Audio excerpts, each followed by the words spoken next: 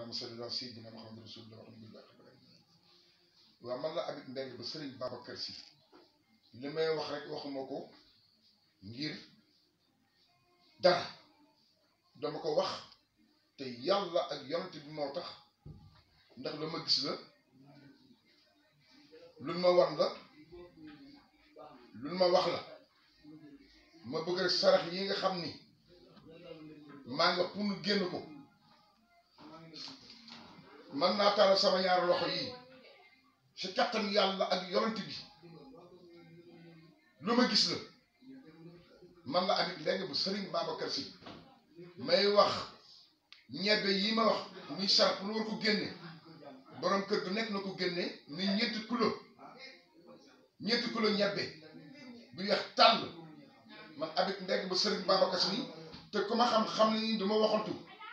te weer bi gis bokk ci kër gu nekk na ko génne ñeenti kilo ñebbe bu weex borom kër gu nekk na ko génne te tamit xam naa ne képp ku ko génne feebar bii ni wax doon la romb du la laal maa ngi wax tamit képp ku ko jot ba président Macky Sall man ko jot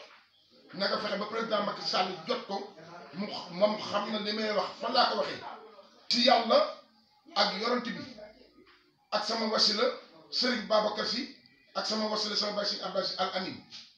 ma bëgg rek képp ku ko jot na ko jotale ñu génn ko mi ñeenti kilo ñebbe bu weex tàll bi rek kër gu nekk na ko génne man Habib Mbengue bu Serigne Babacar Sy man maa wax loolu man Habib Mbengue bu Serigne Babacar Sy maa wax loolu képp ku ko génne rek feebar bii dañ la romb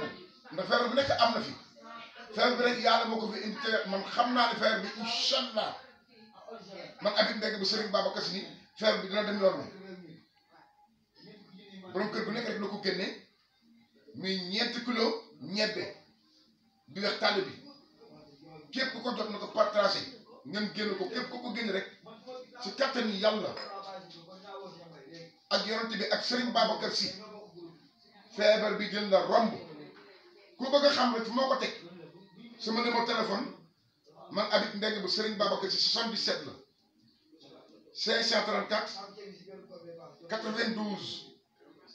28 77 534 92 man Habib Mbengue bu Serigne Babacar Sy maa ko wax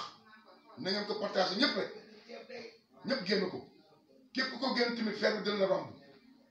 incha allah man la Habib Mbengue bu Serigne Babacar Sy wasalaam.